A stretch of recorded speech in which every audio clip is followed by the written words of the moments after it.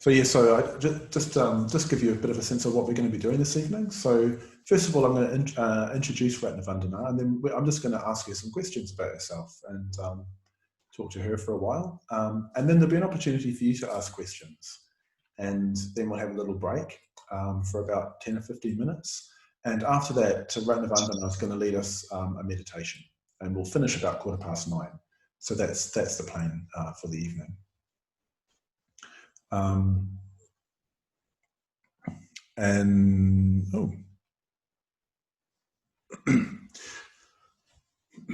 So yes, I'm just gonna introduce Ratnavandana. So many of you won't have come across her before.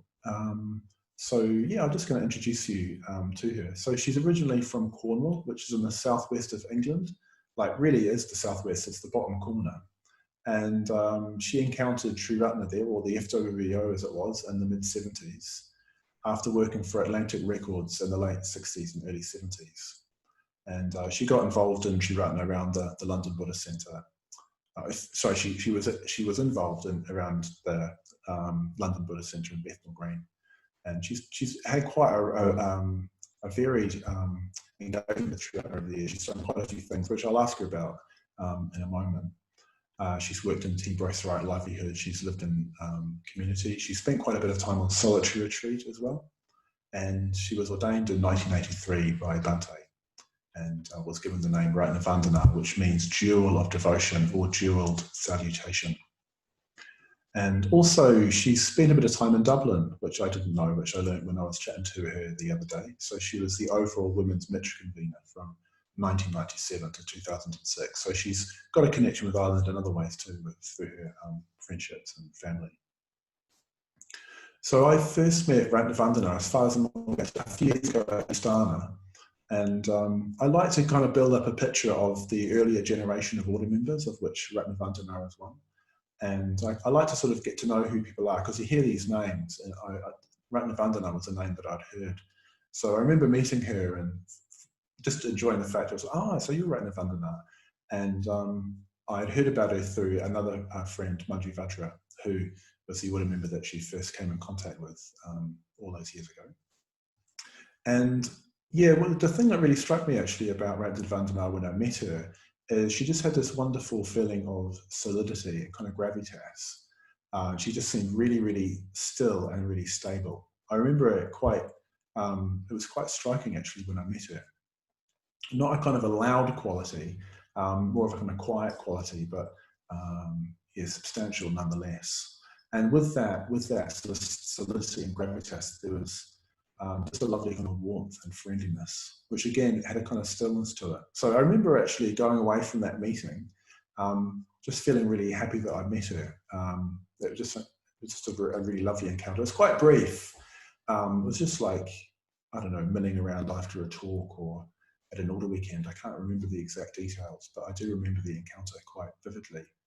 And yeah, and then the other day we just had a little conversation. We talked for about an hour, maybe more, just setting up for this evening. And again, I was just really struck by the same qualities of stillness, but also warmth and friendliness and a kind of willingness to share her life, and just very, very candid and open with me about particulars of her life. So I'm really looking forward to this interview, and I'm really looking forward to what's going to come out of that. One of the lovely things about an interview is you never quite know where it's going to go. So I'm looking forward to seeing where we do go. And I was quite intrigued to learn that Ratnavandana worked for Atlantic Records as a label manager from 1965 to 1973. So those of you who are interested in music will know that Atlantic Records was quite a big, and probably still is quite a big music label. So they had people on their books like Led Zeppelin, Crosby, Stills and Nash, Aretha Franklin, Otis Redding, Booker T and the MGs, all these really big acts. So I thought maybe we could just start there, Ratnavandana. This is partly me expressing a personal interest, but maybe you could just tell us a little bit about how you got into that and what it was like to work for Atlantic Records in that period in London. Just say hello to everybody. That it's very nice to be here, joining you in Dublin. Yeah, gosh, what was it like at that time? I mean, I'd worked since 1959 in record companies. So I'd worked in other record companies, and I'd worked in America for a while as well. So yeah, I mean, the opportunity to join Atlantic Records and started off as assistant to the label manager was a great opportunity, simply because it was a label that, you know, I loved so much of the music. They had a fantastic jazz catalogue as well. But it was just a very exciting opportunity to work with that quality of artists. And the guys who owned and ran the label, Armit and Nesway Ertegun, were both really into the music as much as anything else. And that, you know, they weren't kind of businessmen really into making lots of money or whatever. They I've just got a picture of me up, a large picture of me up here now. I'm trying to change it back to you, Jnanadhara. That's it, it's come back again. Oh, you're great. I don't want to be talking to an image of myself. Yes, so it was a particular time in music as well. Then we had Otis Redding came over. We had Hit the Road Stax tour. Booker T and the MGs playing with him, and Sam and Dave, and quite a few of the, you know, quite well-known artists at the time. And that was a tremendous adventure, really, you know, just being able to kind of go out on the road quite a bit with that entourage. Wow. So you were touring around the UK or Europe, or? And Europe as well. Oh, right. Wow. Yeah. So I mean, it was a very particular time, you know, in the 60s, where so much was just getting kind of blown out of the water, and, you know, all the I know for me, it just felt as though everything got turned on its head, and it just felt like there was a kind of power and potency, well, particularly with young people then, that it was just really great to be with such a kind of go-ahead record label at the time, you know, that a lot of the artists, you know, they then went into the whole era of Led Zeppelin and, you know, this whole supergroup things, bands like Yes, and it was musically a really, really wonderful time. I mean, I loved the music, so, you know, it just made a lot of difference. I'm eternally grateful, you know, that I happened to be in the right place at the right time to get that particular job, and you know, that it was very. Go on.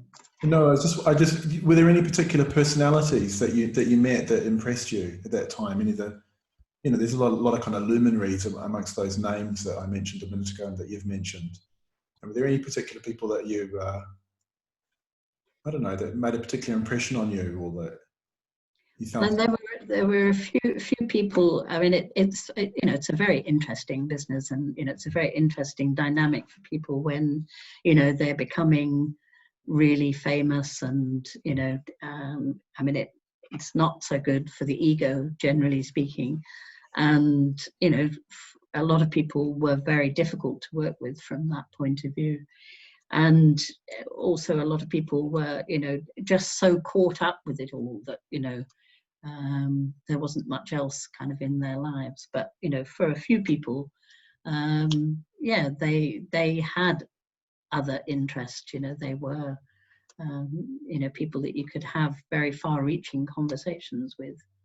You spoke about Jimmy Page and Robert Plant from Led Zeppelin, and how the conversations would range wider than some of the other people that you met on there. Yeah, very much so. very much so. And the same with, one of the drummers in Yes, Steve Howe, and John Anderson, and the bass player, whose name escapes me at the moment, from Yes. They were very interesting people too. Just that sort of sense of continually kind of expanding your mind, and it as though doorways were just opening and opening and opening. Anything felt possible, and yeah, it was great. Really good time to be where I was. Yeah, but then at a certain point, you moved away from that, or that something else emerged into your life. Can you say a little bit more about that? Because that was very fascinating. Yes, well, I mean, it was a whole very fascinating time in that I started suffering from claustrophobia, and which happened all of a sudden. I'd never experienced it before, and it was making doing my job very difficult. Because literal claustrophobia, like. Yes, literal claustrophobia. All of a sudden, I was finding it really difficult to be in basement clubs, and to be in studios and enclosed spaces, which I needed to be in quite a lot with the sort of work I was doing. So it was just getting very difficult, and it was increasing. The claustrophobia was making it more and more difficult. I mean, it was really, really, massive panic would take over. And I decided a friend of mine was going to see a psychoanalyst, and invited me to go along, and I decided I would go along. And I went for 6 sessions or so. It nothing, really kind of emerged as to why in that time, as to why I was suddenly getting all this claustrophobia. But the interesting thing was that there was something about going there. I remember the taxi rides I would have going down Hyde Park in the taxi to see this guy.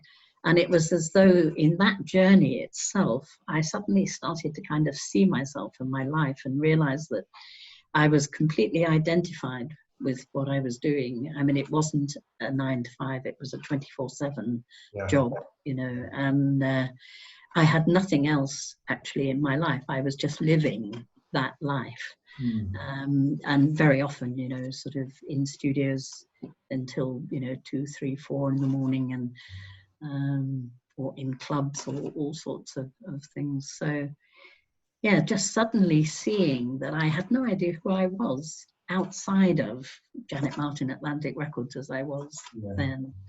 And that was a shock. It was just a real shock to sort of realize that I had allowed myself, in a sense, become so involved in what I was doing, and that really at the end of the day, so much of what I did, trying to keep people on track, to keep them, to meet their contractual agreements and so on, was pandering to egos and trying to, get people to do what you needed them to do. And I just decided that it was time to stop, and that I needed to, discover, who I was. And in a way, there must be more to life. I was just keen to find out. So you made quite a big change, didn't you, at that point? Massive change. It sounds like you left that 24/7 life and entered into something quite different. So, so what happened? What happened then? Well, I had a friend who is a member of the order as well now, a Nomar. We went down to Cornwall in this search of ourselves, and that's where I met Manjivadra. And very, very quickly I knew. I mean, it was just one of those occasions, that everything that I heard about Buddhism and about meditation, I just knew that it was the truth. I just knew that I knew that too somewhere. It was as though I'd always known, but of course I had no idea in actual fact. It was just one of those homecomings that happens for so many people when you come across the Dharma. And I mean, in a way, I mean, Cornwall is not somewhere that you might that you'd expect to meet Buddhism. I don't know. Particularly, was it 1974? No, no. I mean, it's such a, you know, there are so many things that kind of are so circumstantial, but it all adds up to something. I mean, Manjavadra had only been ordained then for months, in fact, and he was living in a little caravan. He was somebody who, you know, there's a very strong hermit side to Manjavadra, and he was exploring that a bit. But he was working as a maths teacher at the local grammar school in Truro. And one of the other teachers there was also a yoga teacher. And she asked him if he would teach the Yoga Society to meditate. Okay. And because yoga was, you know, quite a sort of popular, you know, becoming more and more popular at the time. And my friend and I had been doing yoga, and we'd moved to Truro, which was the place where Manjavadra was at school. And so we rang our yoga teacher from where we were before, and she happened to say, well, I'm actually going to learn to meditate tomorrow. Somebody is coming to teach the Yoga Society how to meditate. So I could ask the you know, the yoga people there if there's a class that you could go to for us to go to yoga. And my friend told me about this when she came off the phone, and I said, what, learn to meditate? And you didn't say, can we go? And she said, well, I don't know if I want to meditate. And I'd been trying to meditate from books, Okay. finding it very difficult. Yeah. And so I rang the woman back, and she said, well, why don't you just come along? You know, if you're not a yoga teacher, but, you know, why don't you just come along? It turned out to be just at the end of the road that I was living in. Oh, right. So, you know, there in somebody's living room, you know, Manjavadra came along to teach supposedly the Yoga Society people to meditate.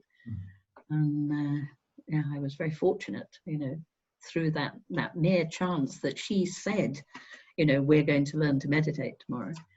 If she hadn't said that, I might never have, you know, made that connection. Yeah, it's a wonderful story of, yeah, just strange coincidence of yeah, magical connections. And what was your how did you pick up the meditation? What effect did it have on you? Or well, I was one of those people who's very fortunate to have beginner's mind. I mean, I took to meditation. I mean, I was extremely uncomfortable, and, you know, but I somehow got into some sort of state where that was fine. Everything that didn't matter, because it was just so amazing. I mean, I'd known quite a bit about different states of consciousness through my music business experiences. So, you know, I was very aware that I was in a different state of consciousness, an altered state of consciousness. And it was very much metta, and everything that I heard about metta, that it just felt as though I got a glimpse of something that was just, yeah, so powerful. I had a whole period of the first 2 or 3 weeks where I definitely was in an altered state over that time, where all of a sudden people, you know, I wasn't somebody who related very well with people. I lived very much in my own little bubble. I cultivated that very carefully, really, in my music business days, and as a protection. And all of a sudden it was as though that just fell away, and I could just see people in a way I never had before. And it was just incredible to have such a kind of heart-opening experience with the Metta Bhavana in particular. It sounds like it had a massive impact on you very, very quickly and very early on. And was it? Did that feel? I don't know quite what I'm asking, but did that feel like something connected to things you'd experienced previous? Like, I mean, I'm thinking, you know, through music, or did it feel like something entirely new and entirely entirely different? Well, I suppose there probably were connections. Probably were connections.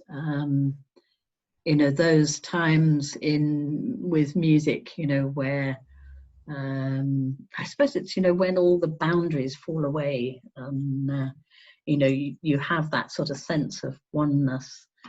There's no longer that, you know, that separation that, you know, keeps you in your little space and everyone else out there. And I mean, that obviously I had experienced that with music and at festivals and under certain influences. So yes, but there was definitely I wanted very much to know how it would feel to be in an altered state of consciousness without the aid of drugs and all of that. And there was something about that was just the purity and the beauty of it, and the expansiveness that felt quite different. Well, I'd like to pick up that thread in a little while, particularly about Metta Bhavana and Metta and so on. But I also gather that at that time you met Sangharakshita, you met Bhante, the founder and teacher of our community. So maybe you could just tell us a little bit about that encounter, that first encounter, and maybe subsequent encounters.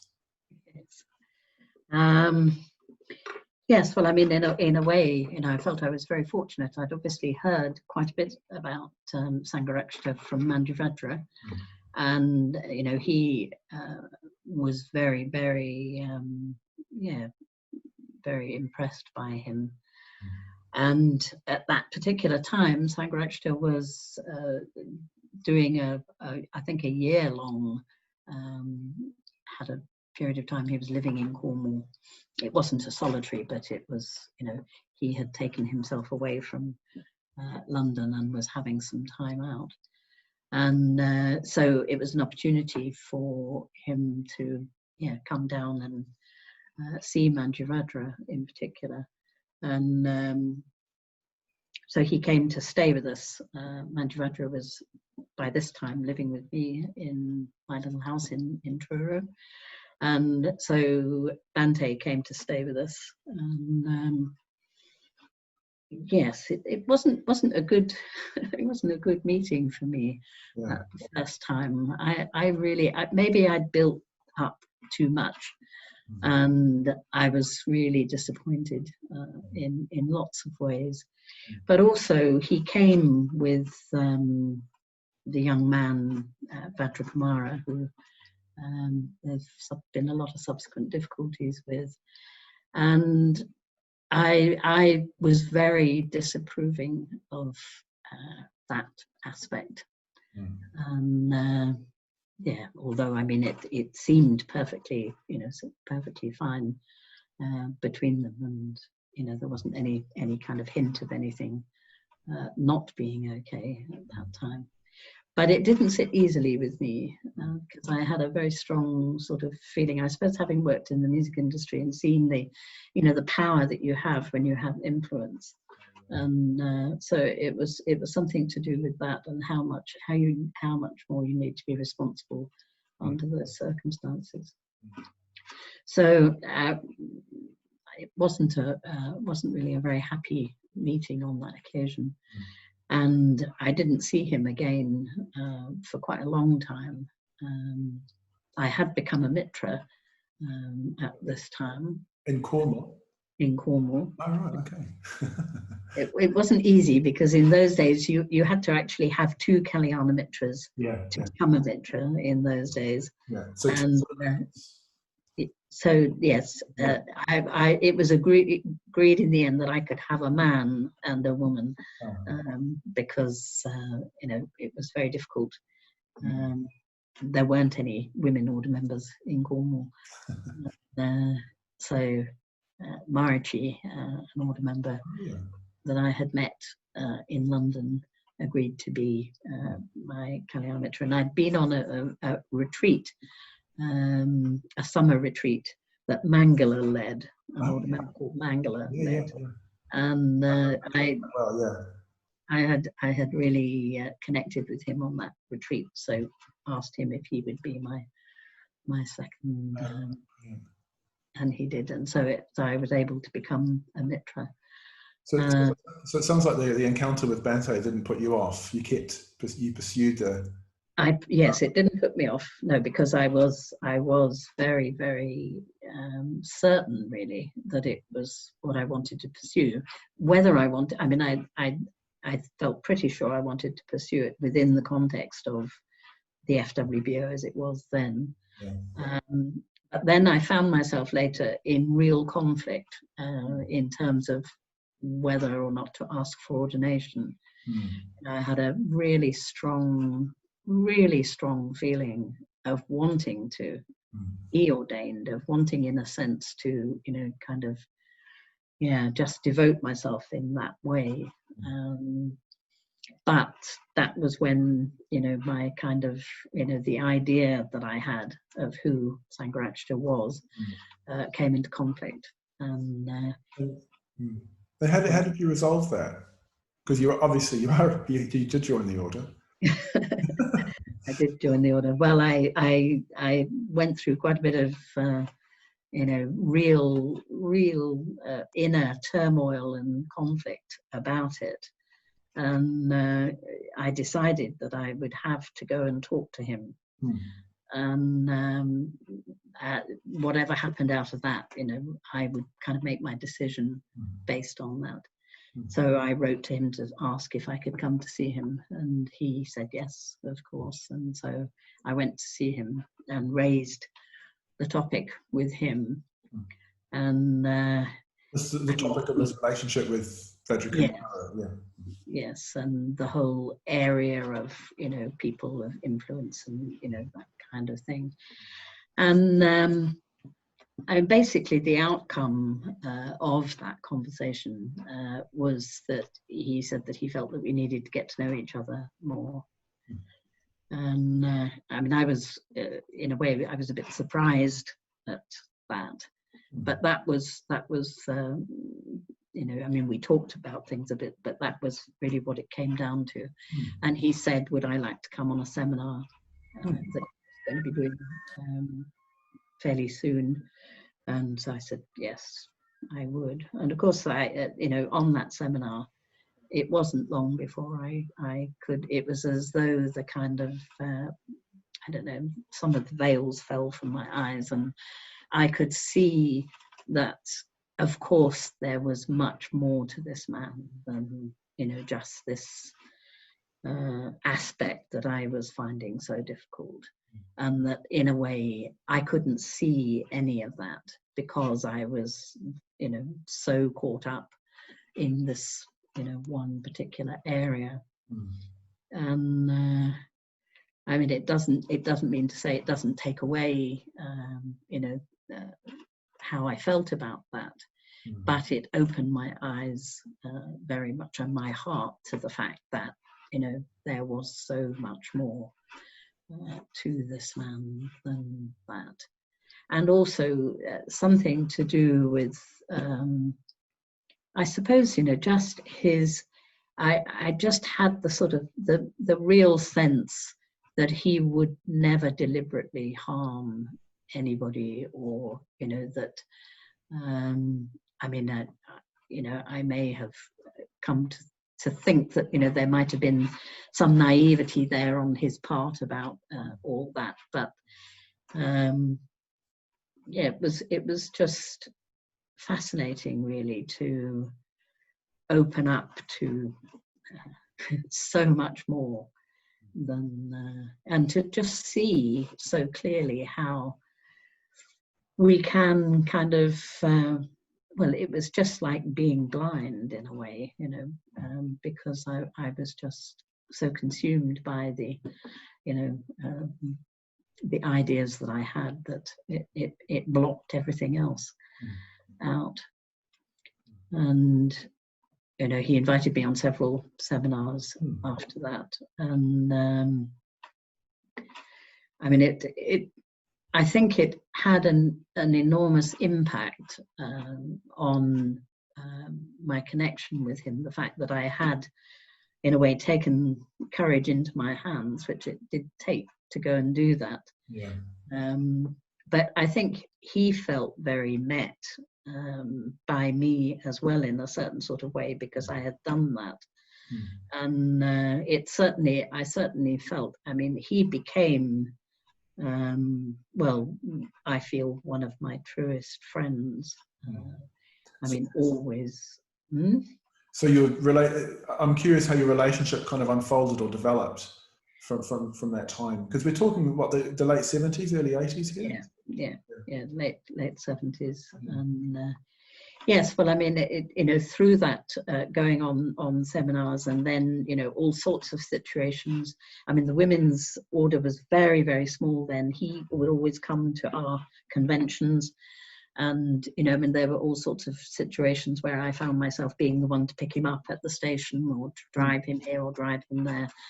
And, if there were opportunities, to spend time with him, then I did. Also, whenever I found myself in difficulties, I asked to see him. And the door was always open.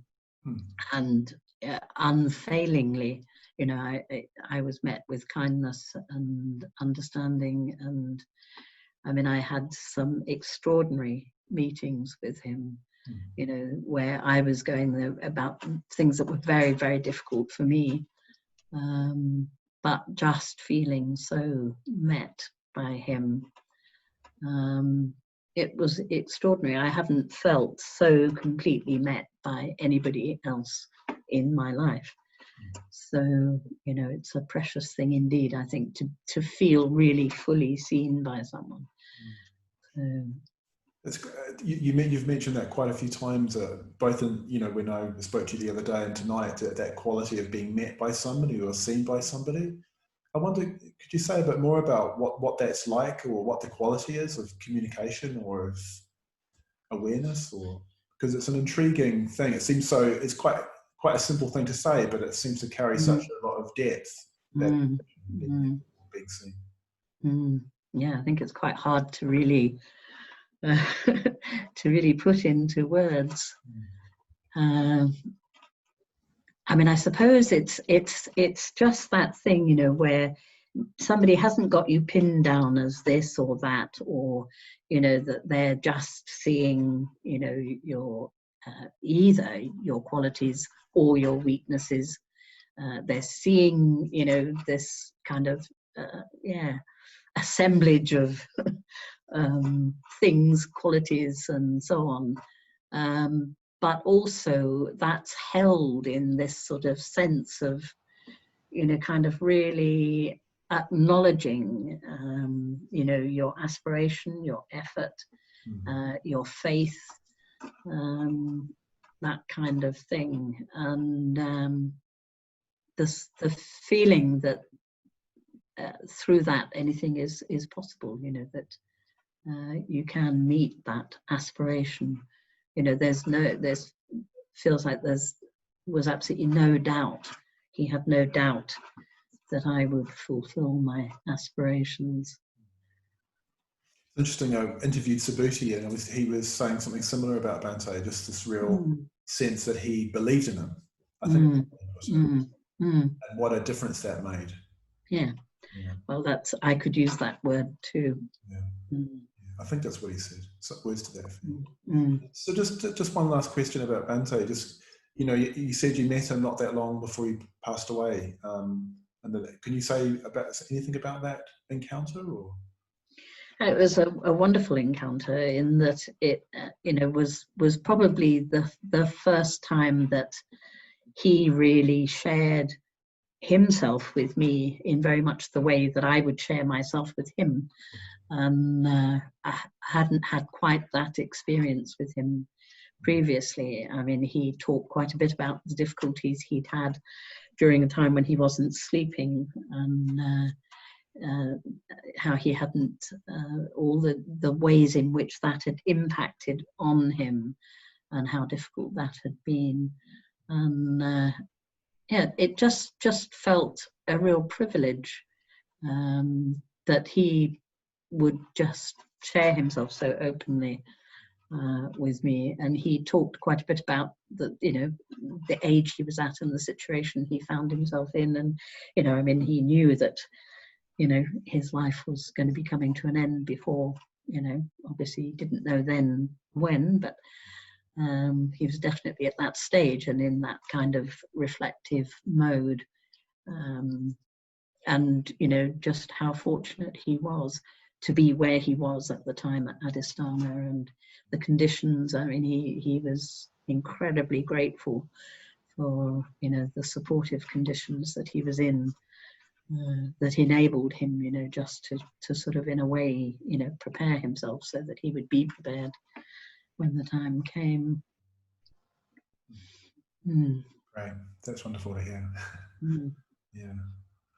Mm. I want to sort of maybe take a slightly different track and just begin to delve into this area of the Brahma-viharas. So you mentioned that initially it was the Metta Bhavana, the practice in the Metta Bhavana, that had such a big impact. And how did that kind of unfold from there in terms of your engagement with not just metta, but karuna, compassion, sympathetic joy, mudita, upeksha, equanimity? How did that kind of, how did you kind of mine that seam, so to speak? Well, I mean, you know, for quite a while, I didn't hear anything about the Brahma-viharas, you know, for, I don't know, maybe it was about 18 months or so of just doing metta bhavana and mindfulness, really. And, you know, after I'd had my wonderful beginner's mind experience, I had crashed well and truly. And, you know, so, you know, I was having the same sorts of difficulties with meditation that most people have. Yeah, it sort of strikes me from this end now that I can see that, you know, it's sort of been, in a way, my life's work since then. But then I don't know if it was on a retreat or that I heard about the Brahma-viharas. And I mean, that was just it was like the icing on the cake for me with the Metta Bhavana, to hear about the Brahma-viharas, to hear about karuna, compassion, mudita, you know, gladness, and upekkha, equanimity. And it's as though suddenly something became whole that hadn't quite felt that previously. I mean, it just they made absolute sense to me. And one of the things that I've always believed, you know, the glimpse that I had in that first instance is just that they are our natural home. They are our, I mean, the Dalai Lama calls them our spiritual birthright. And I think I always believed somewhere that they were our heart's natural state. But of course, it's covered over by the clouds of conditioning, the places, and so on. So we don't realize it, other than those times when we magically manage to get ourselves out of the way, and then there they are. It's a curious thing, isn't it? Because I mean, we talk about bhavana, about cultivating metta, as if it's something we need to make or bring into being. But you've just spoken of it as something almost that you uncover or that you reveal. Do both of those approaches feature in your own practice of the Brahma-viharas? Well, I think, I, you know, because of the way I was taught, you know, the bhavana way that I was taught, you know, whilst I had this sense, you know, of the heart being like the sun and that it was covered in clouds, you know, I was attempting, you know, to work in very much what I would call a bhavana, well, my understanding of what bhavana style was. And I found it much, much easier when I started to kind of look at it more as trying to kind of remove the clouds of conditioning and letting something shine through. It felt, in a way, I started to see bhavana more as that kind of cultivation, and the cultivation of the conditions, creating the conditions for you know, for the sun to shine through, basically. Yeah. Um, Great. I wonder, actually, it might be good just to actually say a little bit about the Brahma-Viharas. Some people might not be familiar. Probably most people are familiar with Metta. But maybe you could talk about just what they are and what the significance of the different Brahma-Viharas are. Well, you've got Metta, wonderful Metta, that lovely sense. I mean, I really like thinking of Metta more as a way, in a sense of kind of relating to all our experience and to everyone. It's that lovely sense of benevolence. It's often translated as benevolence, goodwill. You know, it just really, really wants the best for people, doesn't it? And you know, it goes for me right from that very ordinary friendliness, you know, just that kind of, you know, what you might call ordinary everyday friendliness, right through to the great love of the Buddha, the Bodhisattvas. So it's, you know, just that massive, you know, kind of range which all the Brahma-Viharas have. And there's something about that, you know, I just find so inspiring and empowering as well, you know, just to think that, you know, the more we can kind of remove those clouds of conditioning, the klesas and so on, you know, the more that can shine through. And how wonderful that is. And then, you know, very naturally, Metta, living life, you come across the worldly winds, you come across, you know, all the pleasure and the pain, you know, joy and sadness, and all the other worldly winds. And of course, Metta, when it meets suffering, very naturally, again, it's just this lovely, you know, sort of, I mean, Bhante often said there's only one Brahma-Vihara, and it's Metta. And the others are facets of Metta. So, you know, what happens when Metta meets that suffering just very naturally turns to compassion.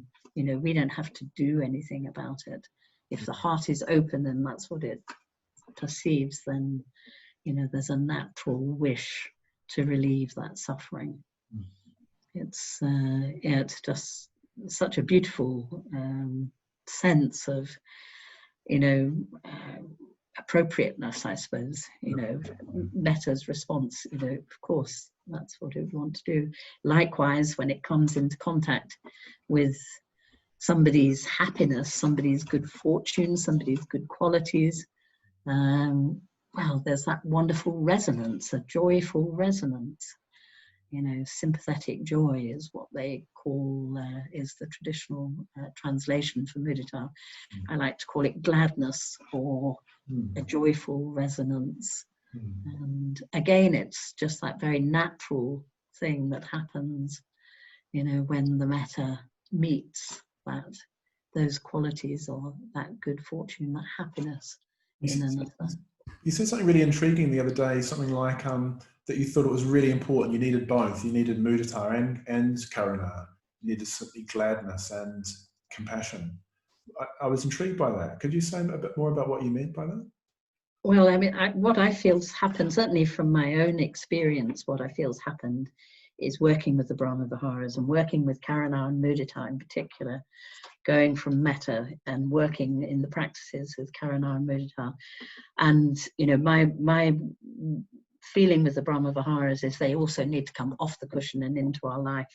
You know, they're not just practices, they are ways of life.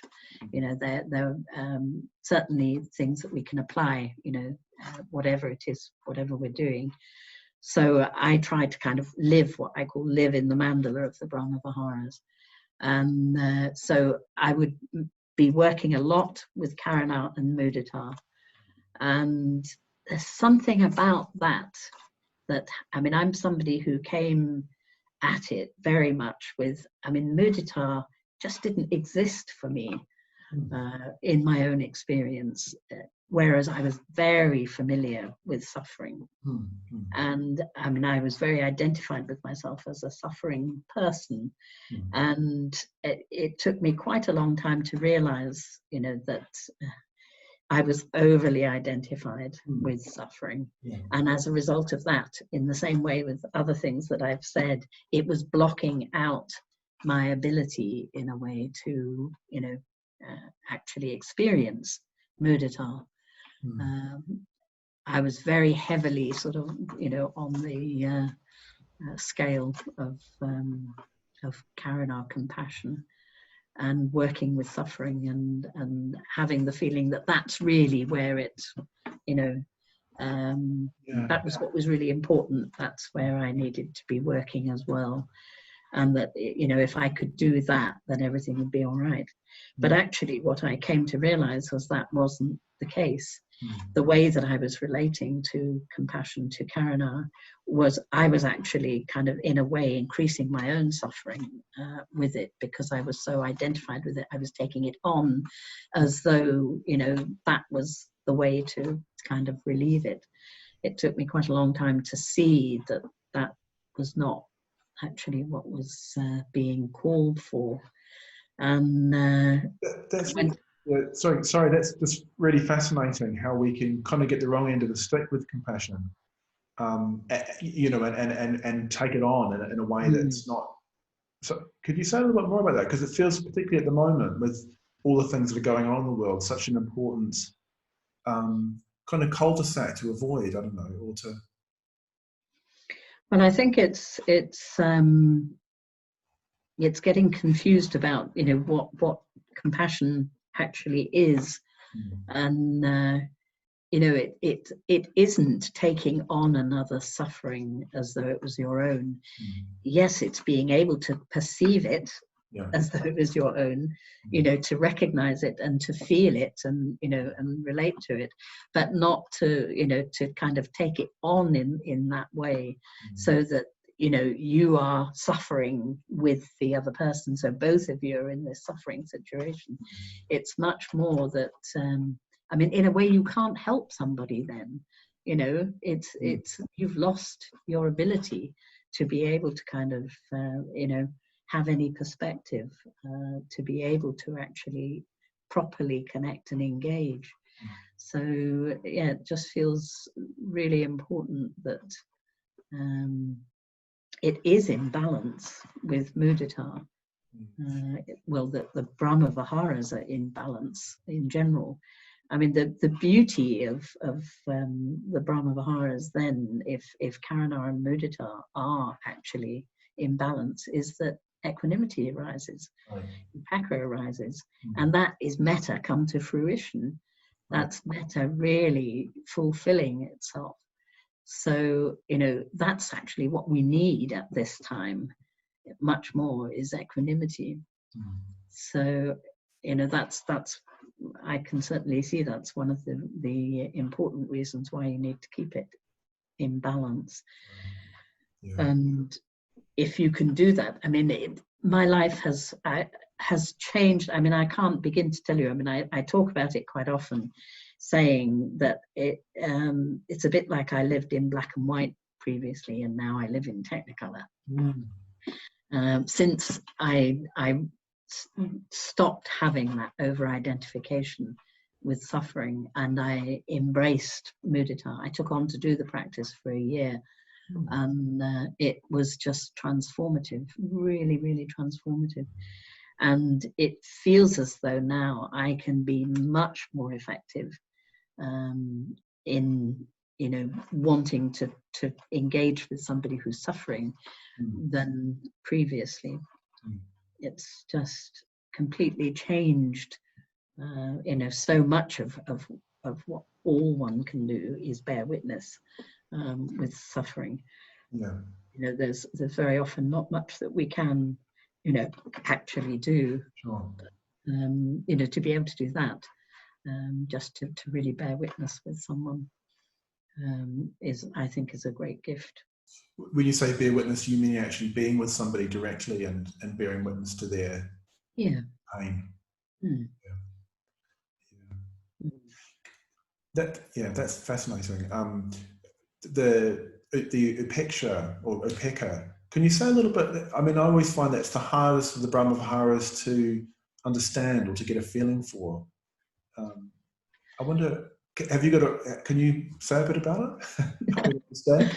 Yeah, blessed equanimity. It's so wonderful.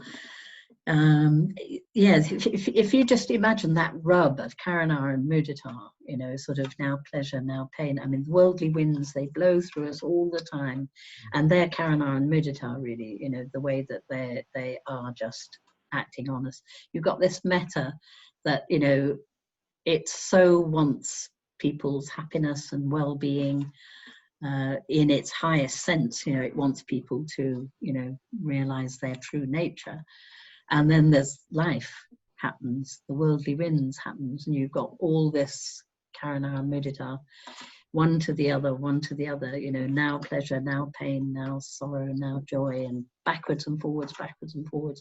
And something happens out of that. It's like you start to see this is how it is. It's as though it allows you to recognize reality as it actually is, rather than how we want it to be. Right. Because of course so much of what's happening with the worldly winds is connected with us wanting things to be the way we want them, trying to control the uncontrollable. And that with craving and aversion, it just causes us so much pain. But then what starts to arise, I like to call it Upekka's wisdom eye. It just starts to see, it starts to see the way things really are. That is the way things are. That's the conditioned nature of things. So there's a definite element of wisdom that seems to enter in at that point. Yeah, absolutely. That's what makes Upekka different to the other. But the wonderful thing about equanimity, I used to think equanimity meant kind of a leveling off of everything. So in a way that was going to kind of you wouldn't feel things so strongly. But I mean, it's not that at all. I mean, equanimity is absolutely in the full current of life. There's no holding back with equanimity, but it's just not carried this way and that by the storms of life. It's able to just see them as the waves on the sea, and there's the ocean holding it all. That kind of sense of it's that kind of balance of heart and mind. I mean, I've over this period of time, one of the things that I've felt somehow as though my heart has been just really unguarded, and it's just like feeling things so deeply. And I've just thanked everything for equanimity, because it's just like everything just being held, I mean, so much joy and so much beauty at this time, and so much pain and sorrow and suffering and fear.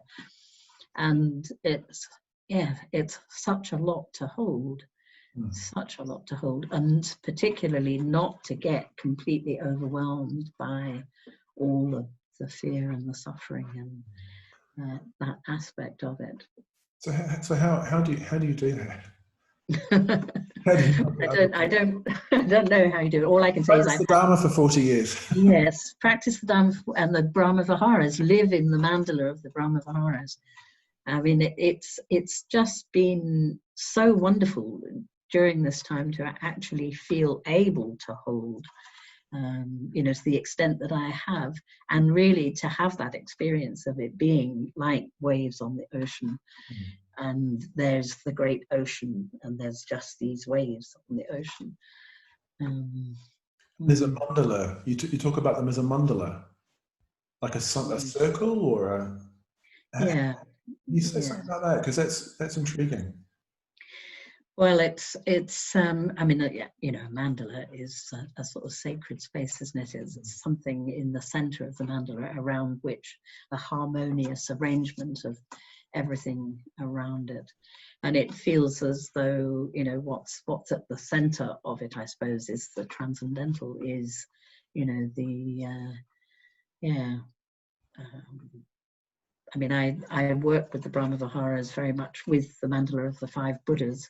So it's a mandala within a mandala for me. So it's the Brahma-vihara mandala within the mandala of the 5 Buddhas. But seeing him in that way, I mean, I have images for the Brahma-viharas as well. I see them as a tree, the roots of the tree going down into the earth, deep into the earth, and the trunk of the tree is the Metta, which is the fundamental Brahma-vihara quality. You know, that's the essence of it all. And then the branches of the tree, all the branches going in different directions are Karana and Mudita, going in the different directions. And then the whole tree with the leaves and everything is Upekkha, equanimity. And I like to come up with images and things just because they are whole in themselves. You know, it's very easy to think of them as 4 different practices. There's this and there's this and there's this. And actually, I think the more you can see them as a whole and as facets of one practice, I think connecting with them in your own experience becomes easier through that. Fantastic. So many things to pick up on, and what you've said, both in terms of, you know, your involvement with the Triratna, Sangharakshita, and then your practice as Brahma-viharas. I kind of promised myself that at 8 o'clock I'd throw it open to other people to ask you questions, and it's just 8 o'clock. So I'd like to throw it open to, there's, I don't know how many people, there's 50 people out there listening to this. Wow. 51 people even. So I just want to throw it open if anyone's got any questions for you, Ratnavandana. Is that okay? Yes, fine. Yeah, great. So if you've got a question, if you could text Daniel, Daniel DBC. If you click on the chat box and just click, instead of everyone, if you click Daniel DBC, and he's gonna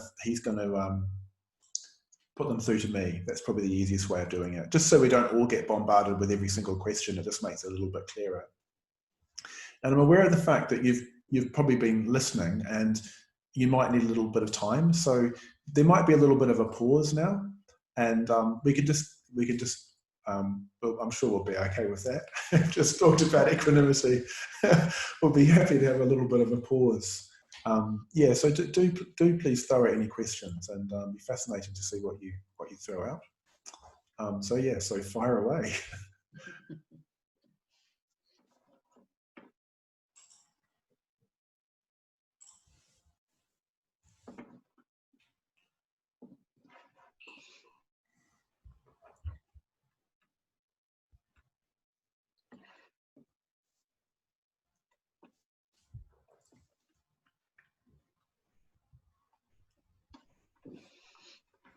Everyone's being a bit shy.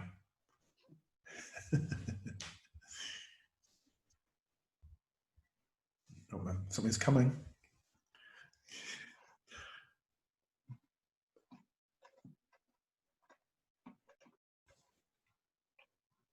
Oh, is there one particular book she's read? That's you.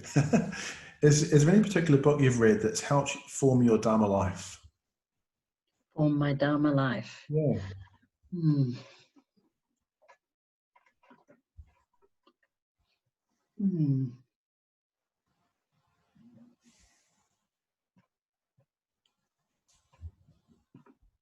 Well, a book, I mean, I don't think there is a particular book, but a book that had a great influence on me very early on was actually Way of the White Clouds by Lama Govinda. Okay.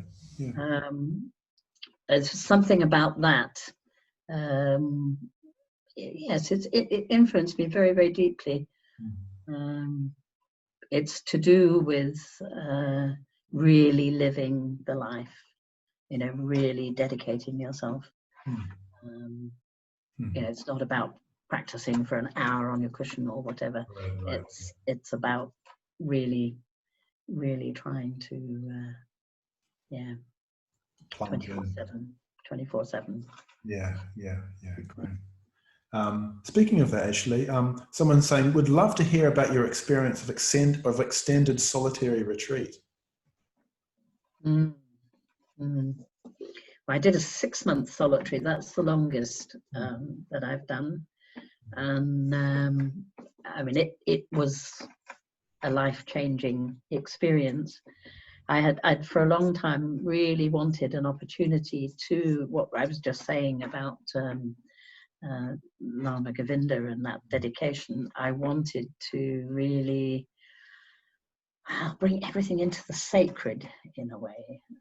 You know, I was very aware that there was this big difference. You know, I could be in situations, in particular on solitary retreats, where it felt like I was living in a sacred realm, and that sense of everything that lives is holy. And I really wanted also to just have that sense of dedicating myself and my life to Avalokiteshvara, who's my yidam, but to the Dharma, to practice. And I wanted that to be as much in my ordinary everyday activities as it was in the times when I sat down to practice formally. So on this 6-month solitary retreat, I decided to, my theme was my life as an offering. And I decided to try to have a sense of being witnessed by Avalokiteshvara and offering everything that I did to him. And it was pretty clunky to begin with, pretty strange, you know, trying to kind of find ways to offer all those ordinary everyday activities that we do.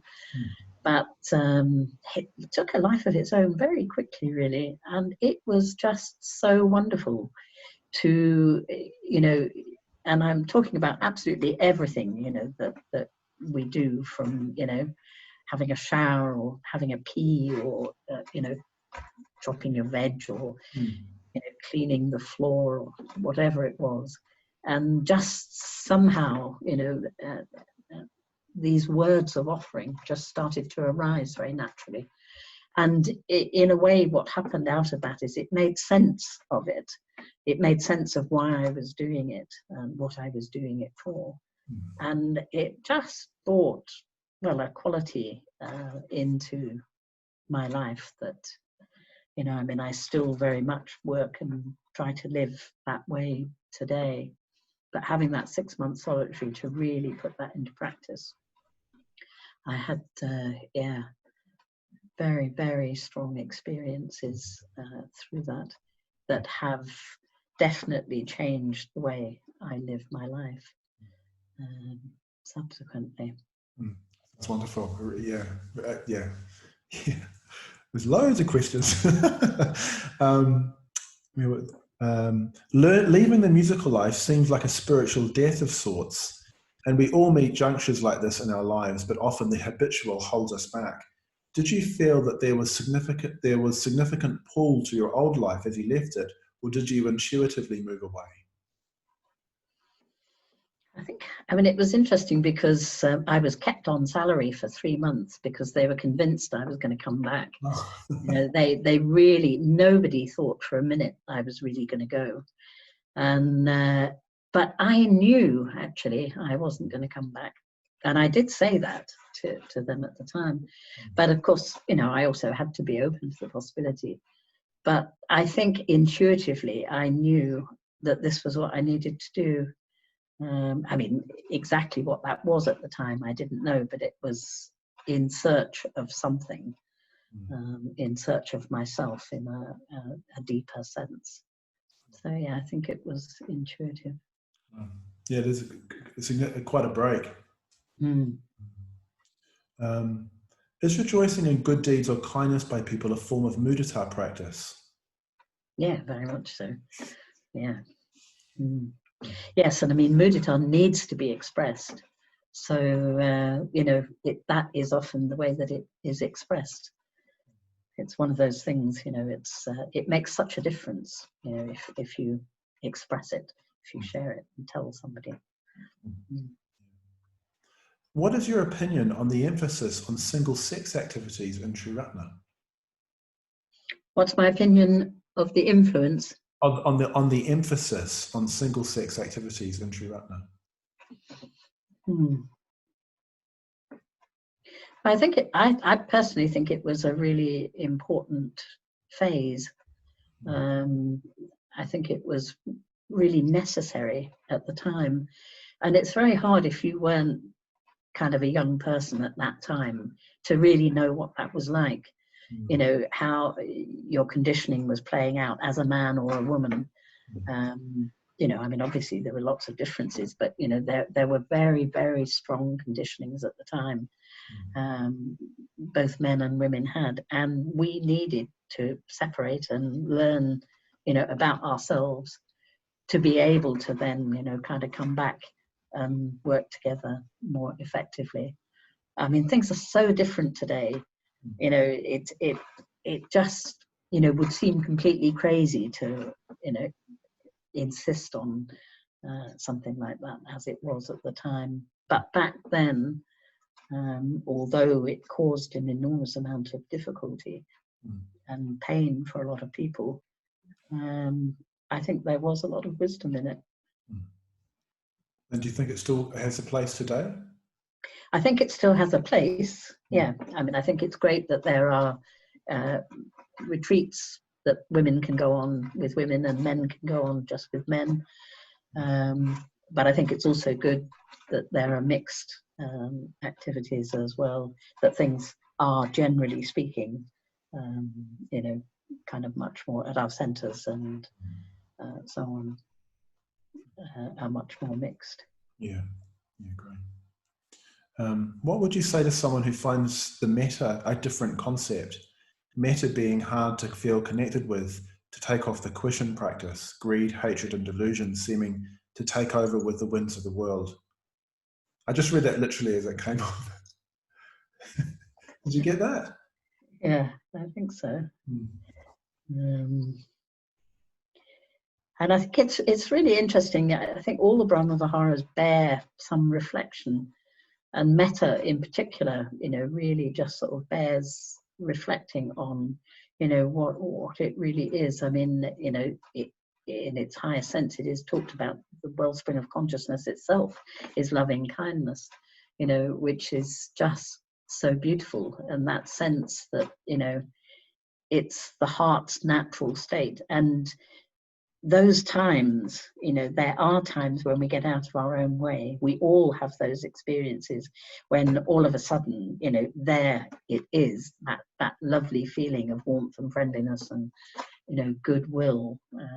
It does happen naturally. And so, you know, seeing how much we get in our own way. And interesting, there's a quote from Rumi, which is that your task is not to seek for love, but merely to seek and find all the barriers within yourself that you have built against it. So, you know, that's those clouds, isn't it? All those barriers that we've built those barriers, you know, to protect ourselves for various reasons. So, you know, we need a lot of tenderness and kindness and a preparedness to kind of meet ourselves if we're going to try and remove those barriers to let the love come through. So, great. I don't know. Wonderful. It feels that equanimity connects naturally with impermanence. How do Brahma-viharas connect with wisdom? I think that's... How do Brahma-viharas connect with wisdom? Yeah. Well, I mean, equanimity, absolutely, in the sense that, you know, it is that wonderful, you know, flow of life, just being in the flow of life, and the flow of life is ever changing. So yes, it is impermanent. But, you know, what makes equanimity what it is that wisdom eye. It is that insight quality, you know, when you see through, you know, just the way we try to think we can control things, think that, you know, we can have things on our terms, and we're trying to control the uncontrollable, you know, things that just can't be controlled. So, you know, it's obviously takes a bit of insight to really see through that, doesn't it? To see the futility of it and how much we set ourselves up for so much of our difficulty, you know, through that.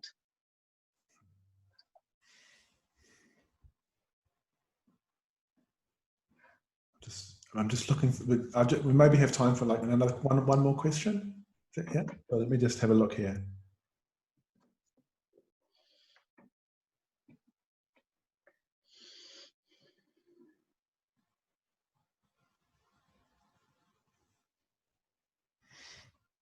As a Dharmacharani with over 40 years of experience, what would Ratnavandana's advice be to people who are entering the Triratna order these days? Find your own path. Trust in yourself, and you know, I think it's really, really important within the order that, you know, because when you join an order, it's so easy, isn't it, to think that, you know, it should look like this or should look like that, and you know, this is how you need to be or whatever. But I think you really need to trust your own practice and listen deeply within, and you know, just really gain kind of courage and strength and faith from that to follow your own path. Wonderful. It's a great note to finish on. Well, for this part anyway, because I was really struck by just how, you know, you've done that yourself. From what I can tell, from my perspective, you've really cut your own path, both, but at the same time being sort of deeply kind of. It's not been in contrast or conflict. I'm sure there's been inner conflicts, but you've, you know, very much part of the order, a friend, a disciple of Bante's, and you've done it your way, you know, but in a way that's deeply relational, which it's really wonderful actually to hear you speak. Really, yeah, a lot of joy in it actually, which is just it's lovely to listen to and inspiring. So I'll thank you a little bit more at the end, but I just want to thank you for being so generous, both with yourself and with your experience and your knowledge and your practice over the last period of time. And don't go away. So it's just gone 8:15. So 8:15. So I reckon if we have a 15-minute break and we can get a cuppa and we can set ourselves up for meditation or get ourselves ready to meditate. And then Ratnavandana is going to, maybe you could say what you're going to do, Ratnavandana, briefly, just to give people a little bit of a taste. Well, I thought we would do a Brahma-Vihara bhavana. It's not going to be just a straight metta bhavana, and it's going to be quite open and intuitive in a way, you know, and hopefully, for you to make your own connections during the practice with each of the Brahma-viharas. That's the hope. Right, fantastic. So don't go away. Come back. We'll be here at 8:30 at 20:30, 8:30, and I'll see you soon. Well, we'll see you soon. Great. Thank you.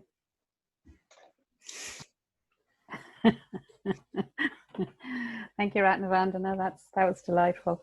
The Tulya Mitra. It is a Tulya Mitra. It's good to see you. Anyway, I'll let you go and have a break. See you back for the meditation. Okay.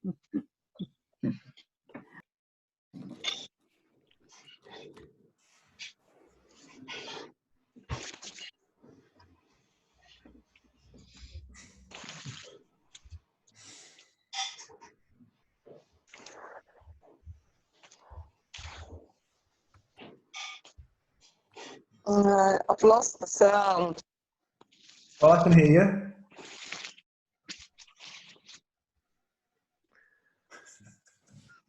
I don't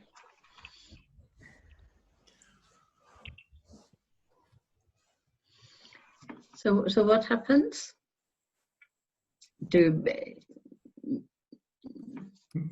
Does everybody sort of stay online and? Well, I think people are just going to pop off and get cups of tea and go to the loo, and then people will kind of reconvene at 8:30. Okay. So if you want to head off and yeah, I'll have a little plug your later. nose or whatever you need to do. Okay. Kick off when you're ready. Right. Is everything's all ready to do that? So yeah. Good. Okay. So a lovely opportunity to meditate with you all. Yeah, it's been quite precious during this time, these Zoom meditations. Within the order, we've been doing a bodhicitta practice together every Sunday. And it's been a really powerful way for the order to manifest at these times. And I'm surprised that it's effective as it is, to kind of be together in this way, but it does work. So I'm very happy to have this opportunity. So I'll ring a bell to start and ring a bell at the end and lead us through a practice that might include all of the Brahma-viharas, however it manifests for you. There isn't a kind of set format. It's very much for you to open to find what works best for you. So we'll start. We'll have a longer first stage so that we can just really let go of the conversations that we've been having and any thoughts that have arisen around that, and just coming into ourselves.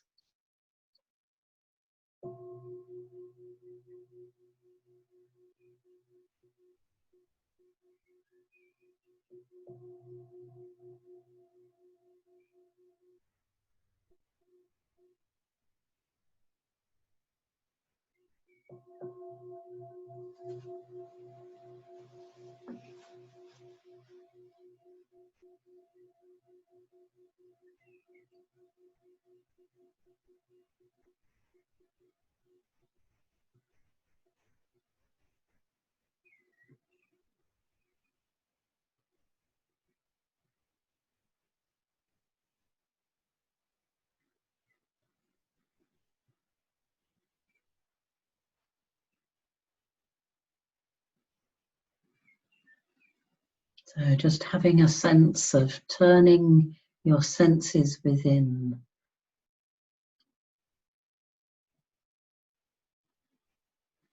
Maybe take 2 or 3 deep breaths just to help you arrive here on your cushion or chair, stool, whatever you're sitting on.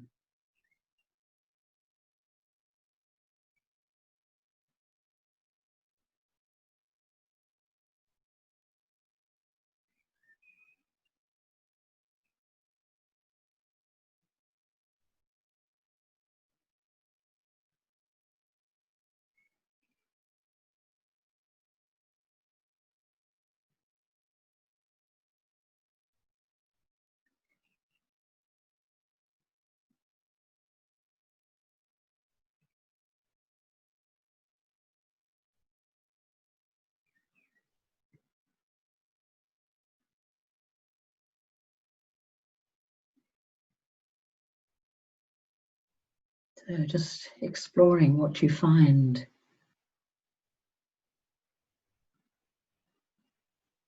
How your body feels.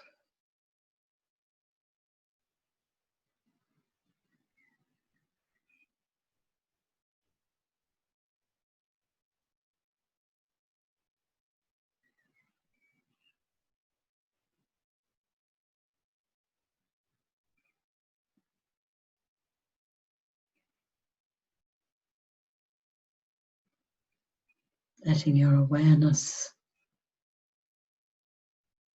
go through the body from your feet to the top of your head.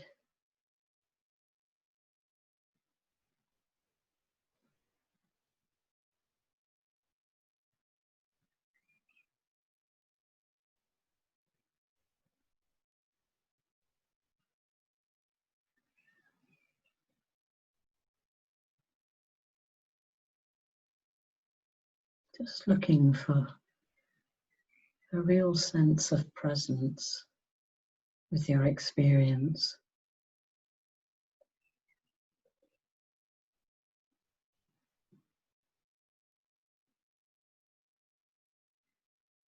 Meeting yourself just as you are right now, whatever's there.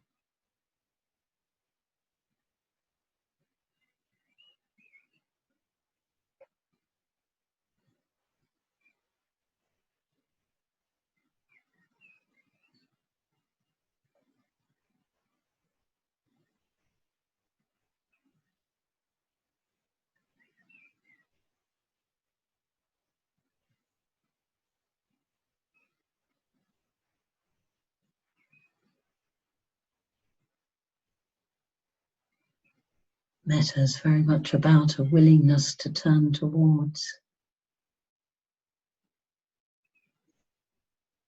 having a sense of turning towards yourself.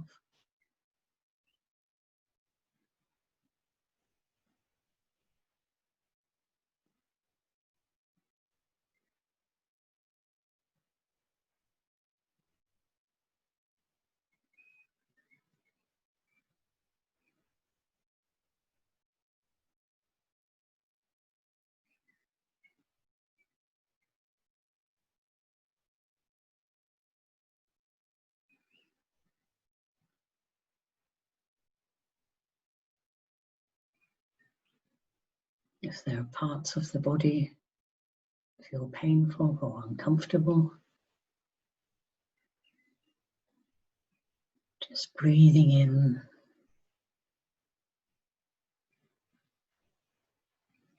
breathing into those areas, relaxing, letting go.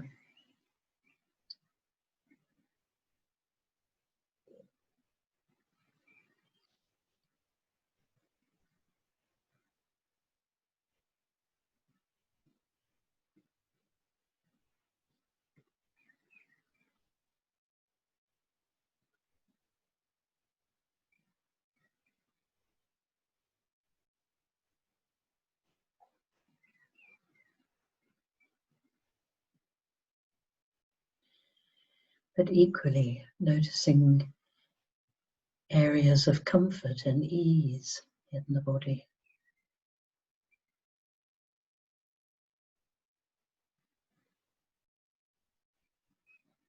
Just relaxing into those.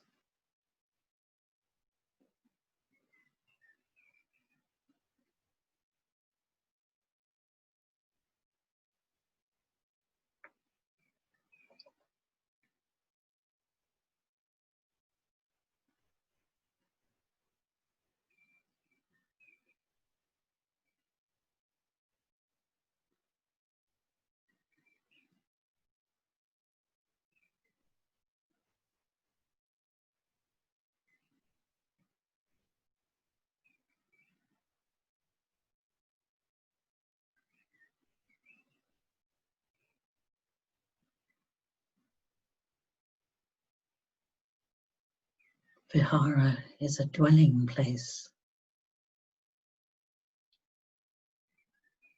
a place to dwell, to live in.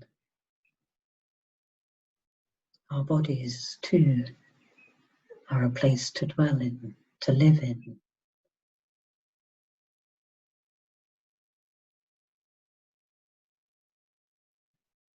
Where we feel at home.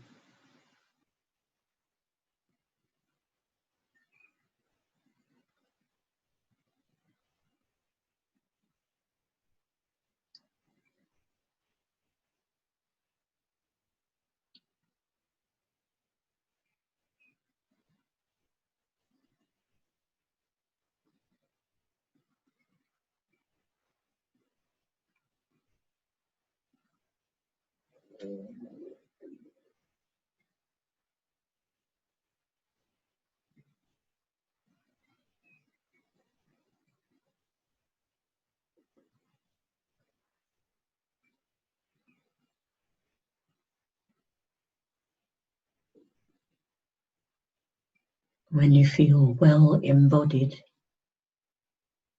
just being aware of your emotional weather.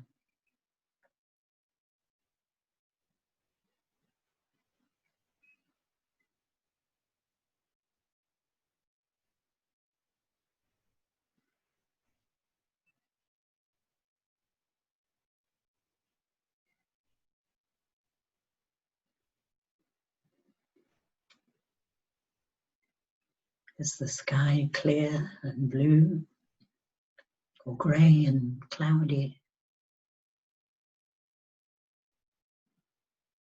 or any of the many variations? Just connecting with how you are right now.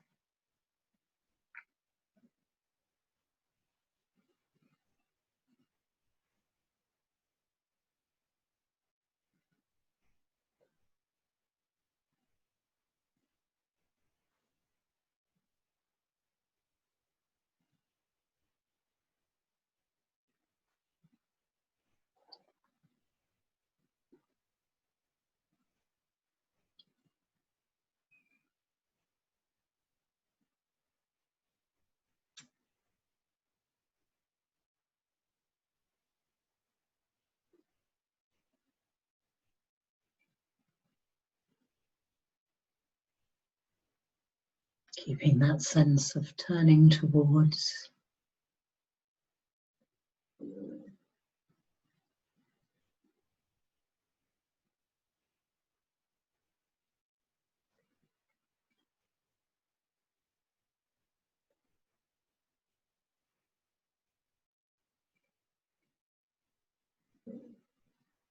be interested as you would a dear friend.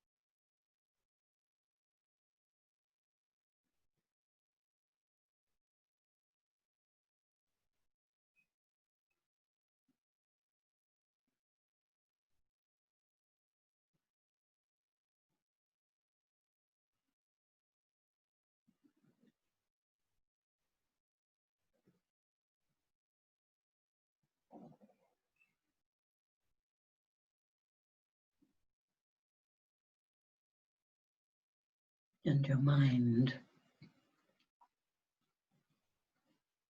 just aware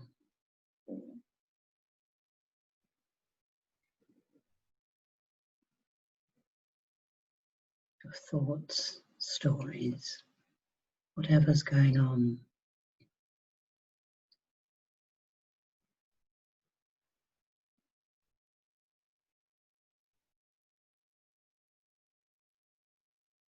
Not identifying with them, just letting them be like clouds floating across the sky.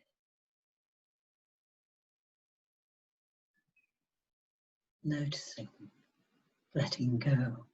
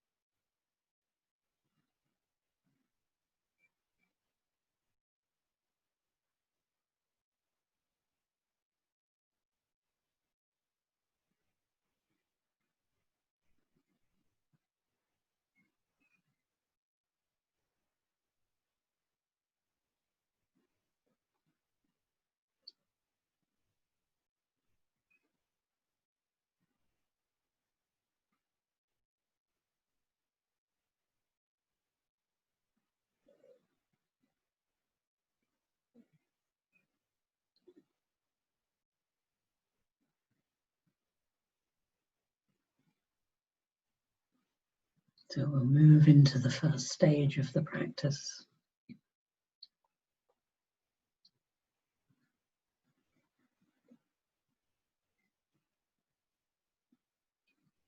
Hopefully connected up with ourselves.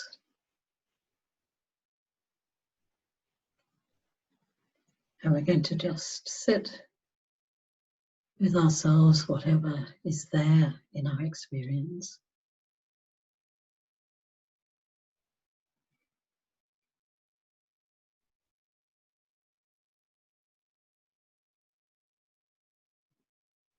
Imagining we're sitting in the Brahma-Vihara Mandala.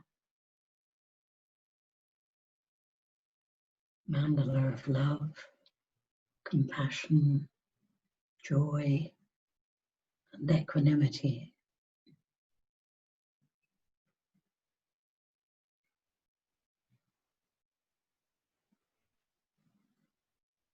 Just sensing what you need at the moment from that mandala.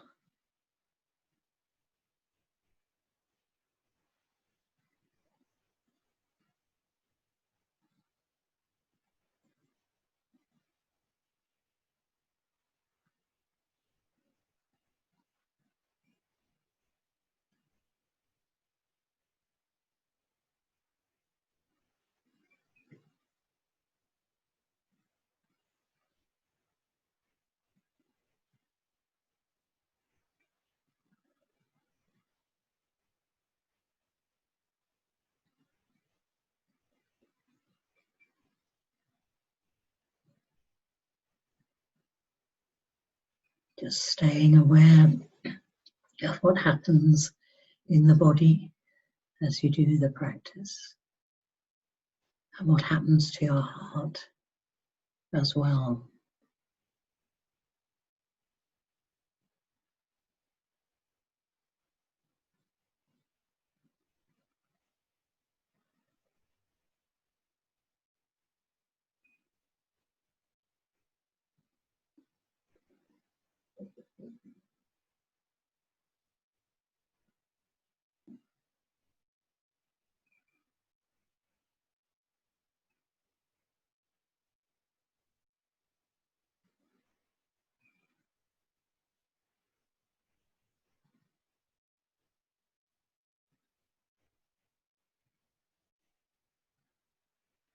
Just sitting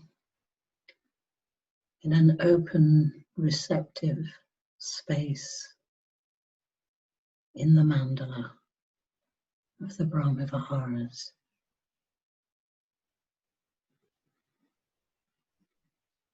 See which one calls to you.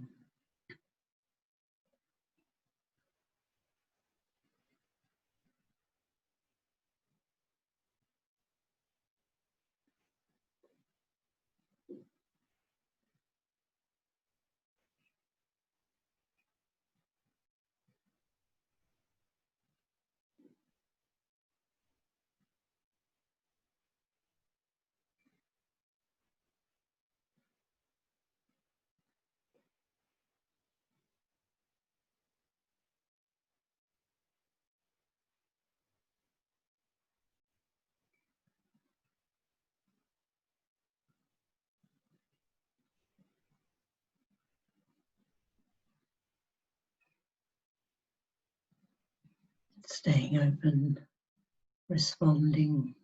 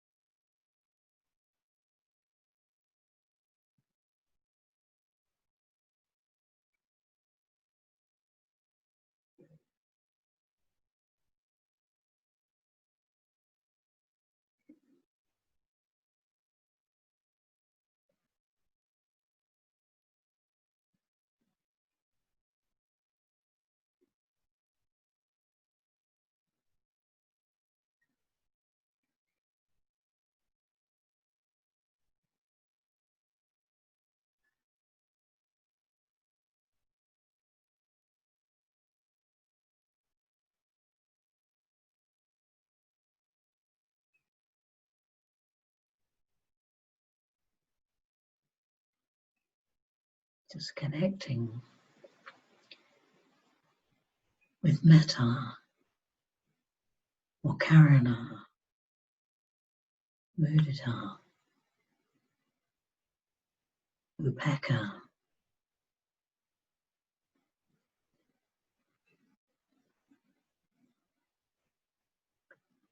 Feel a heart resonance, sense of nourishment.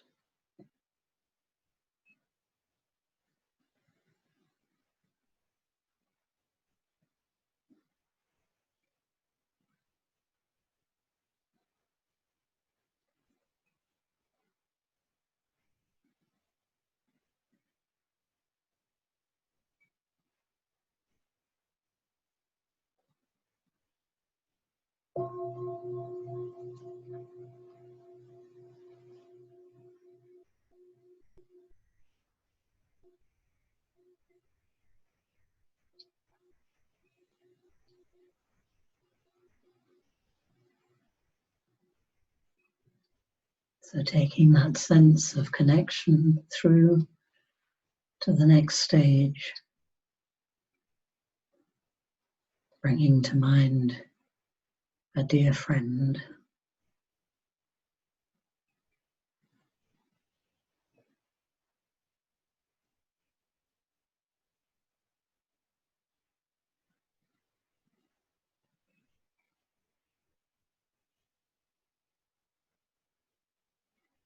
just really letting them arrive and be there with you.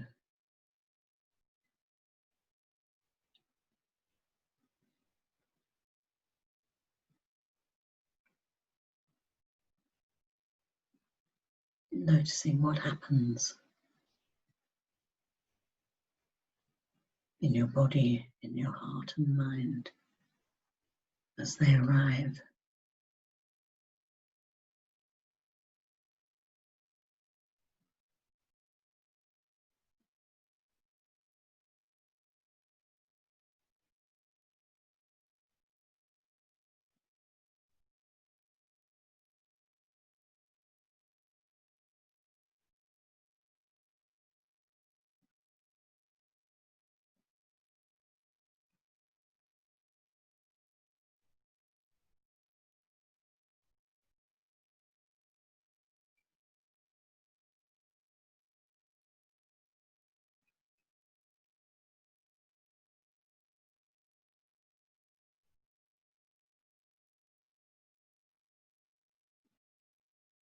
As you connect with them and how they are at this moment, just sensing which Brahma-vihara would be helpful to them right now.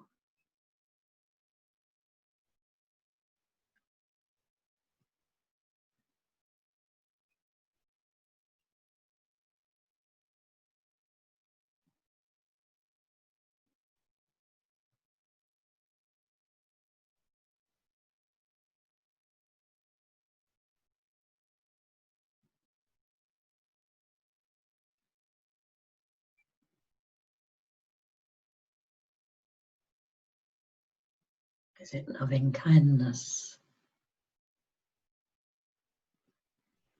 compassion, a joyful resonance, or equanimity?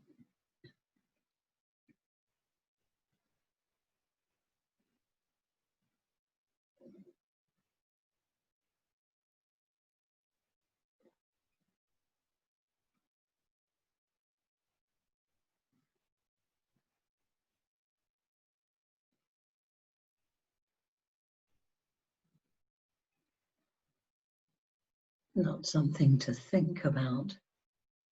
Just let your inner knowing connect.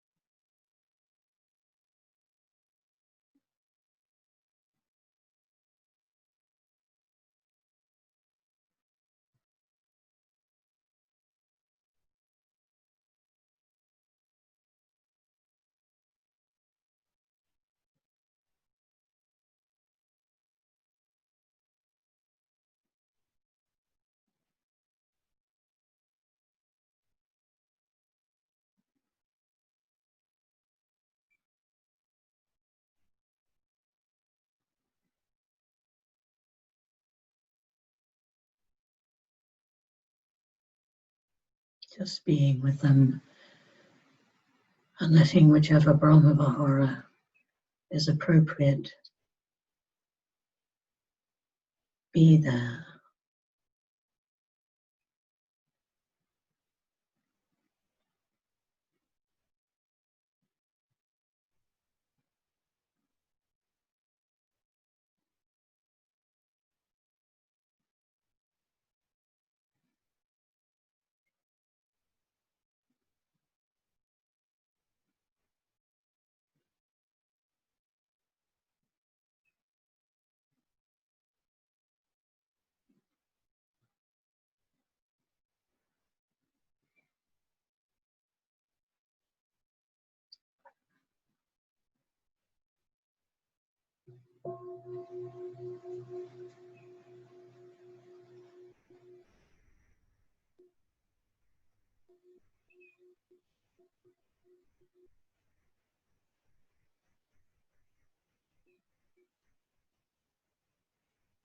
Just a brief pause.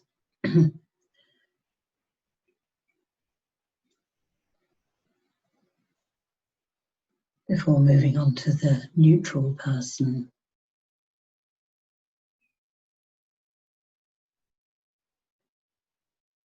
And doing the same with this person.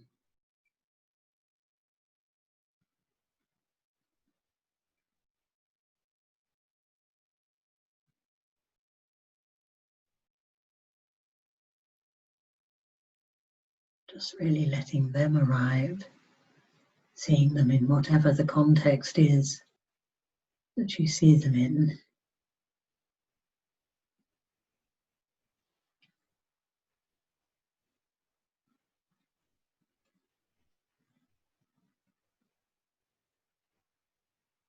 Really getting a sense of them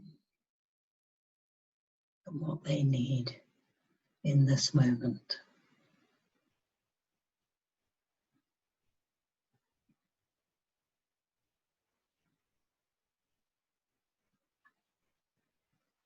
Which Brahma-vihara would help them right now.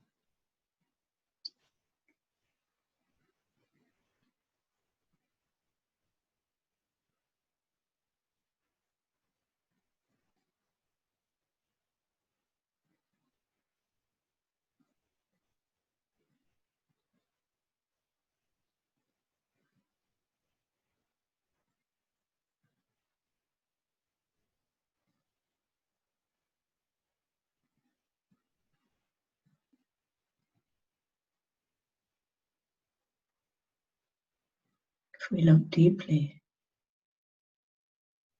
we always have a sense of people and what they might need.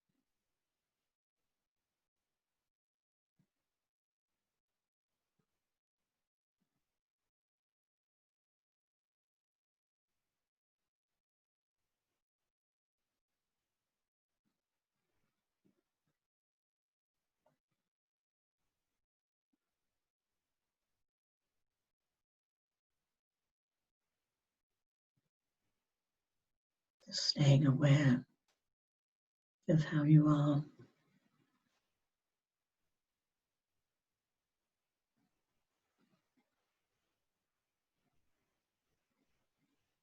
How your heart feels.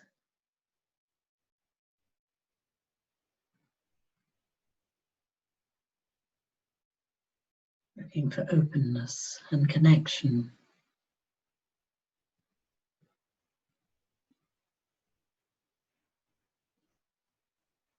and a Brahma-Vihara quality.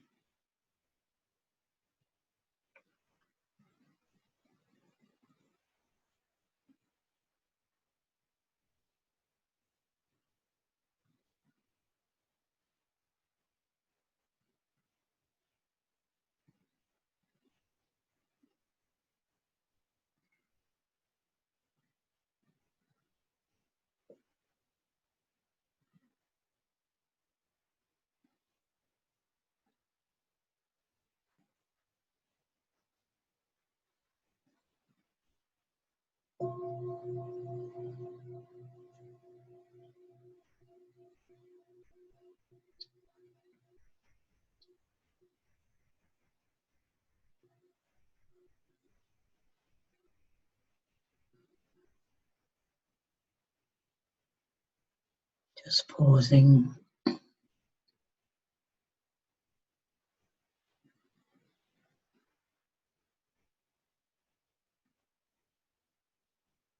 staying aware of your body, heart and mind.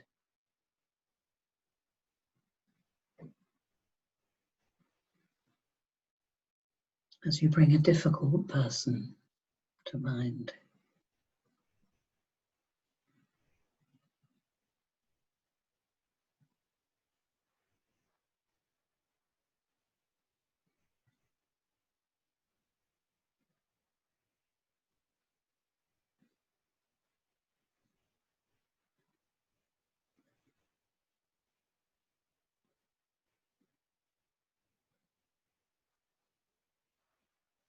Particularly staying aware of what happens to your heart as you do this.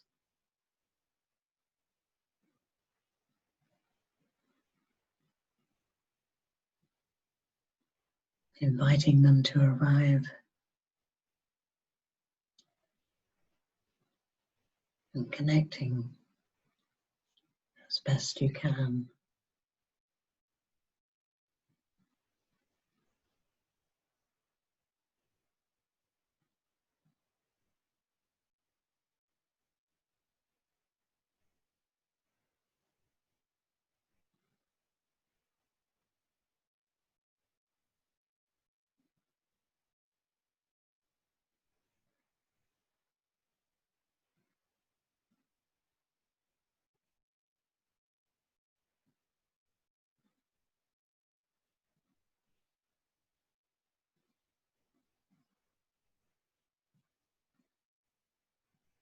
Just getting a sense of them, seeing beyond your difficulties.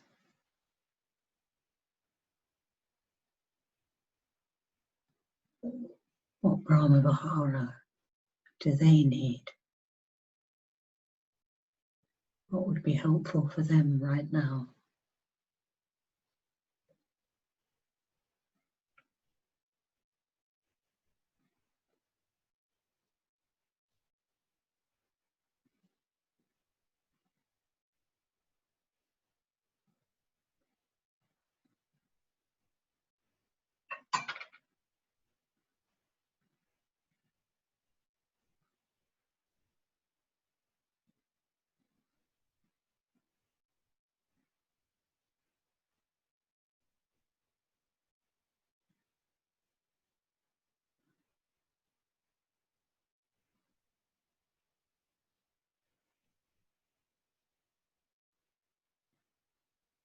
Just being with yourself, aware of how you're feeling.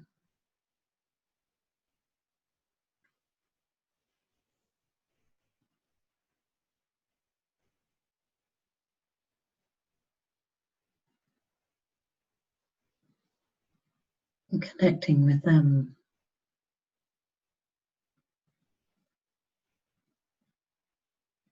And what they need.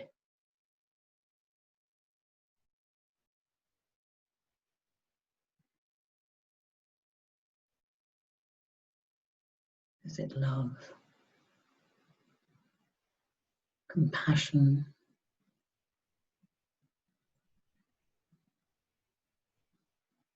a joyful resonance, or equanimity?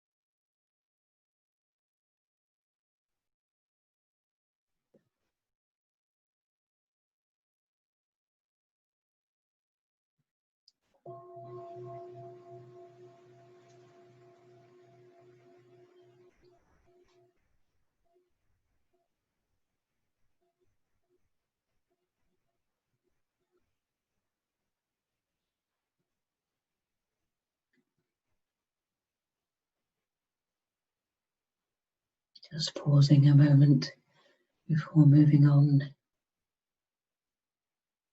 connecting with yourself.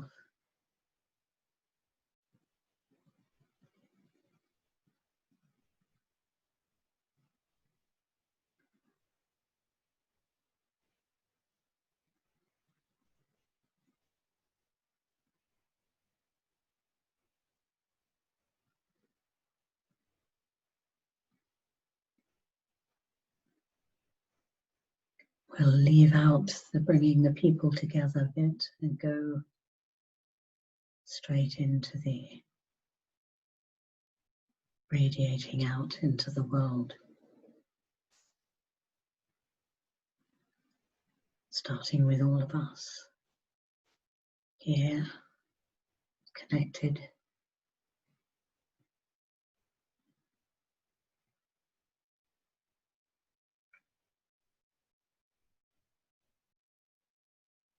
Sitting in the Brahma-viharas, Mandala.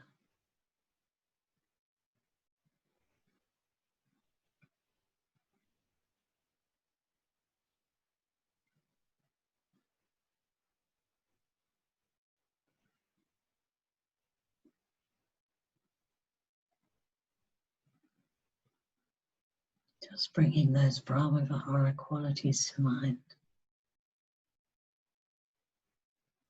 Loving kindness.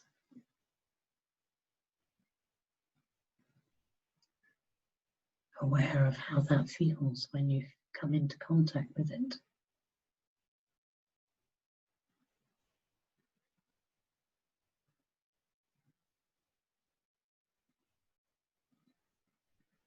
Same with compassion.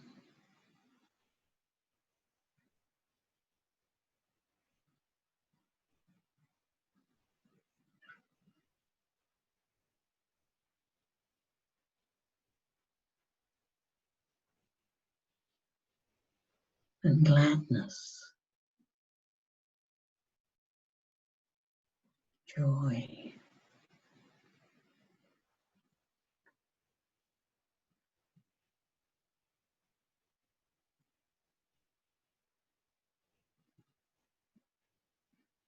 and the deep peace of equanimity.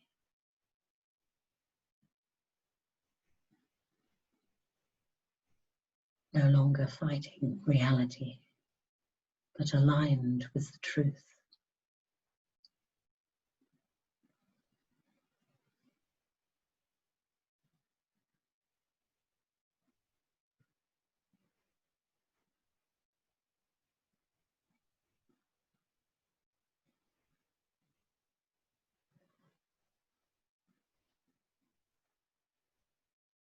Sharing those qualities amongst us and out into the world.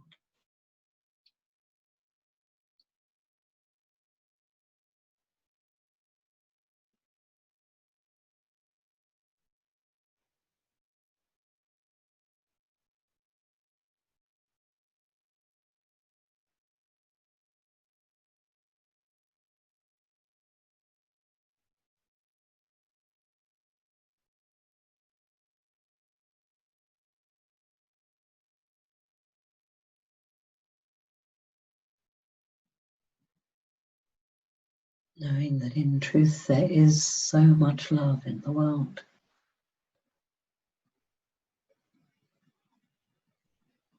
So much compassion.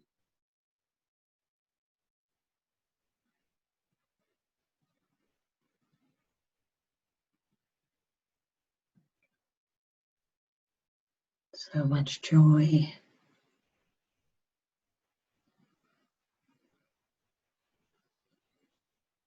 And equanimity.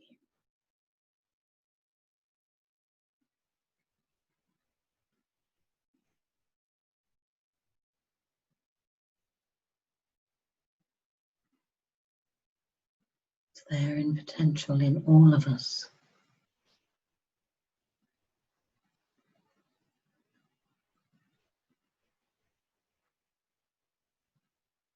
in every human being, when we can get out of our own way, remove the barriers, and let the sun shine through.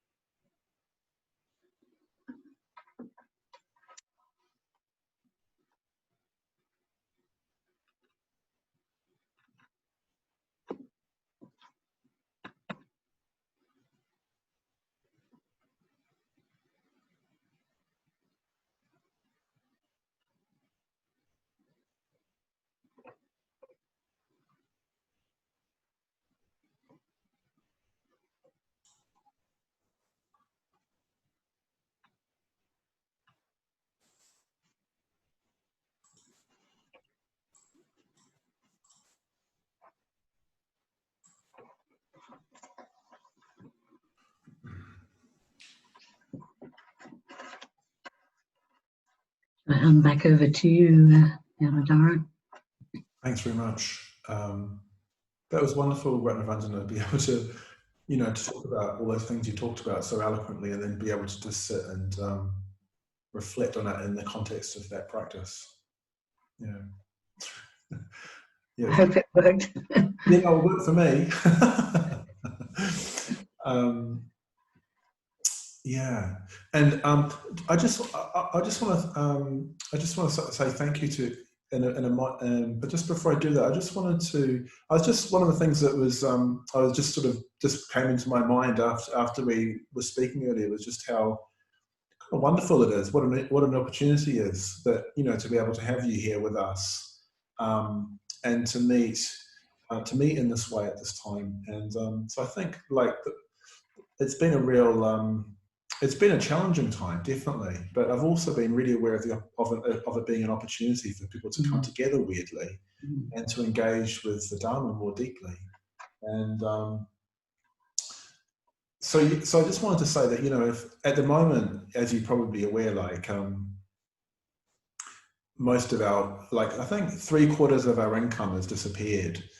So we're completely reliant on donations for discontinuing the work that we do, the work that the Dublin Buddhist Centre does. So I just want to say that because we really want to make the most of, or meet the challenges and make the most of the opportunities at the moment and going forward into the future. So it would make a big difference to our ability to do that if we have more money in the pot. So I just invite you to make a donation, either by giving us a one-off donation, or even better, giving us a standing order, which will just help us to keep doing these kinds of events into the future.